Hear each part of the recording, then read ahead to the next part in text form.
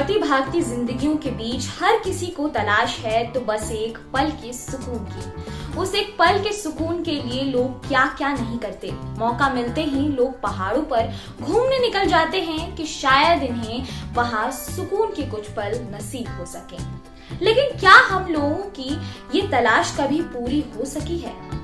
आप खुद से जुड़ने के लिए कितना समय अपनी प्लेजर टाइम और वेकेशन में देते हैं? आप किसी शांति जगह पर क्या करते हैं? आप खाने पीने और घूमने के अलावा क्या करते हैं? आप बजट को लेकर कितना कॉन्शियस हैं? आप जगह का चुनाव कैसे करते हैं? क्या आप घूमने जाने वाले हैं? क्या आप किसी नई जगह की तलाश में हैं? क्या आप एक नए अनुभव की तलाश में हैं? तो इस वीडियो को अंत तक जरूर आराम से देखिएगा, क्योंकि इस वीडियो में आपको कुछ ऐसी जगहों के बारे में पता चलेगा जिससे आप खुद को तरोताज़ा करके एक नए दुनिया में रुकने के अनुभव को महसूस कर पाएंगे। मान्यता ये है कि प्रत्येक आत्मा संभावित रूप से दिव्य है और ये दिव्यता कार्य, ध्यान, ज्ञान और ईश्वर के प्रति समर्पण के माध्यम से प्रकट हो सकती है। सभी धर्मों को मान्यता और सम्मान दिया जाता है क्योंकि उन्हें एक ही वास्तविकता के लिए अलग अलग रास्ते माना जाता है। इसकी शाखाएं पूरे भारत में हैं। मुख्यालय कोलकाता के पास बेलूर मठ में है। यात्रा का मतलब हम सब के लिए लग्जरी होटलों में रहना, खाना और सुंदर जगहों पर घूमना होता है। लेकिन कुछ लोग ऐसे होते हैं जो यात्रा के दौरान सादगी और आध्यात्मिक पर ध्यान देते हैं। अगर आप ऐसा कुछ एक्सपीरियंस करना चाहते हैं तो भारत में आश्रम से अच्छी जगह और कोई हो ही नहीं सकती। यहाँ हमें जीवन जीने और जीवन को एक नया उद्देश्य देने में मदद मिल सकती है। भारत में ऐसे कई आश्रम हैं जो ऐसी जगहों पर हैं जो आपको वाकई में हैरान कर देंगे। वैसे ज्यादातर आश्रम आपको पहाड़ों या फिर समुद्र के पास वाले इलाकों में देखने को मिलेंगे। तो आइए जानते हैं भारत के उन आश्रमों के बारे में जहां आप अपनी रोजमर्रा की जिंदगी को भूलकर प्रकृति का आनंद ले सकते हैं और अपने मन को शांत कर सकते हैं। 1982 में श्री श्री रविशंकर द्वारा स्थापित आर्ट ऑफ लिविंग खास तौर पर ब्रीदिंग तकनीक, ध्यान और योग पर फोकस्ड अपने स्ट्रेस रिलीफ और सेल्फ डेवलपमेंट प्रोग्राम्स के लिए दुनिया भर में फेमस है। Art of living rise of humanity और क्वालिटी लाइफ को बढ़ाने के लिए कई पहल करता रहता है। आश्रम में 3 दिन का फाउंडेशन कोर्स है जिसमें आप अपने शरीर और दिमाग को बहाल करने के लिए सांस लेने की तकनीक को पुनर्जीवित करना सीखेंगे। ये आश्रम आपको पंचगिरी पहाड़ियों में बेंगलुरु से 36 किलोमीटर दक्षिण पश्चिम में उदयपाल्या गांव के पास मिलेगा। सेक्स के बारे में अपने विचारों के कारण ओशो शायद भारत के सबसे विवादास्पद आध्यात्मिक नेता रहे। ओशो आश्रम अब कपड़े उतारने के लिए कार्यशालाएं आयोजित नहीं करता है और मुक्त प्रेम को प्रोत्साहित नहीं किया जाता है। फिर भी कई आश्रमों के विपरीत ओशो आश्रम में कहीं भी लिंग भेद नहीं है। आश्रम जो एक रिजॉर्ट की तरह है, उसका उद्देश्य एक शानदार वातावरण प्रदान करना है जहां लोग आराम से रह सकें। मैरून रंग के कपड़े पहनने की अनिवार्यता के बावजूद भारतीय संस्कृति से बहुत दूर है। ये आश्रम आपको पुणे महाराष्ट्र में मिलेगा।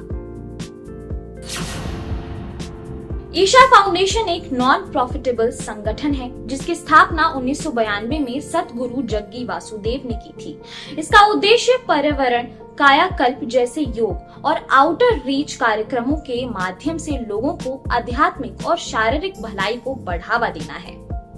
फाउंडेशन की गतिविधियों का मूल योग की एक अनुकूलित प्रणाली है जिसे ईशा योग कहा जाता है। 3 से 7 दिन के कार्यक्रम होते हैं जिसे इनर इंजीनियरिंग के नाम से जाना जाता है। निर्देशित ध्यान और गहन आंतरिक परिवर्तन के लिए एक शक्तिशाली आंतरिक ऊर्जा प्रक्रिया का परिचय देता है। ईशा योग केंद्र तमिलनाडु में वेल्लिंगिरी पर्वत के आधार पर आपको मिलेगा। गले लगाने वाली माँ या अम्मा, सबकी माँ के नाम से मशहूर श्री माता अमृतानंदमयी देवी अपने भक्तों को अपने प्रेम से मोह लेती हैं। वो अपना ध्यान दुनिया में प्रेम और करुणा की कमी को दूर करने की कोशिश पर केंद्रित करती हैं।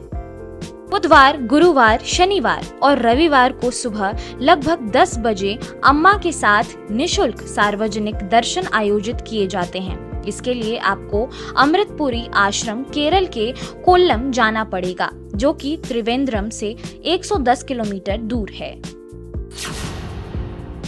आधुनिक ऋषि रमन महर्षि की शिक्षाएं आत्म जांच की प्रक्रिया पर आधारित है, जिसे उन्होंने 1886 में 16 साल की उम्र में शुरू किया था।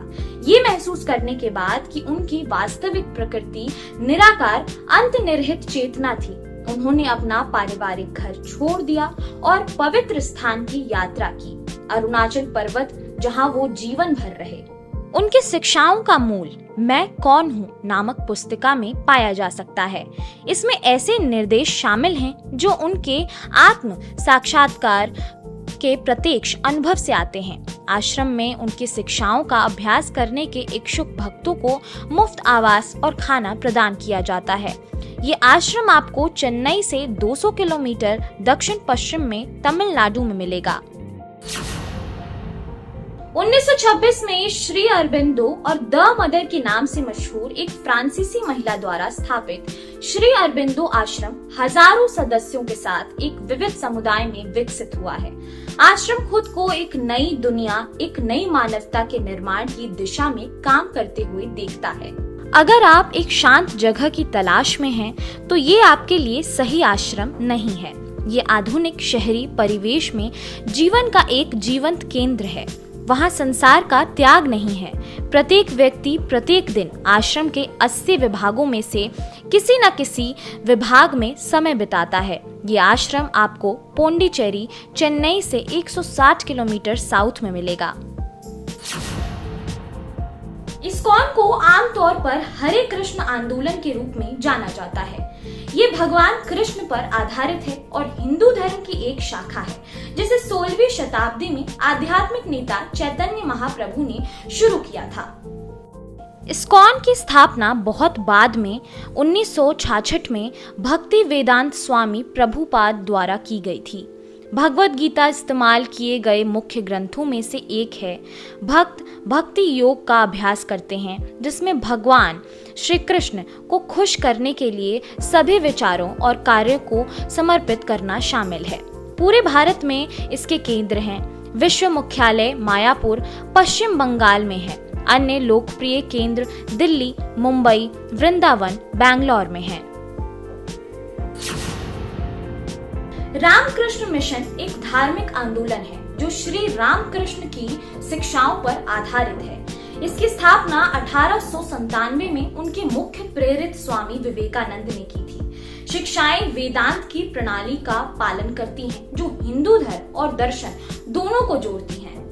मान्यता ये है कि प्रत्येक आत्मा संभावित रूप से दिव्य है और ये दिव्यता कार्य, ध्यान, ज्ञान और ईश्वर के प्रति समर्पण के माध्यम से प्रकट हो सकती है। सभी धर्मों को मान्यता और सम्मान दिया जाता है, क्योंकि उन्हें एक ही वास्तविकता के लिए अलग अलग रास्ते माना जाता है। इसकी शाखाएं पूरे भारत में हैं। मुख्यालय कोलकाता के पास बेलूर मठ में है। आनंदा आश्रम केरल की हरी भरी हरियाली के बीच एक बहुत ही सुंदर आश्रम है।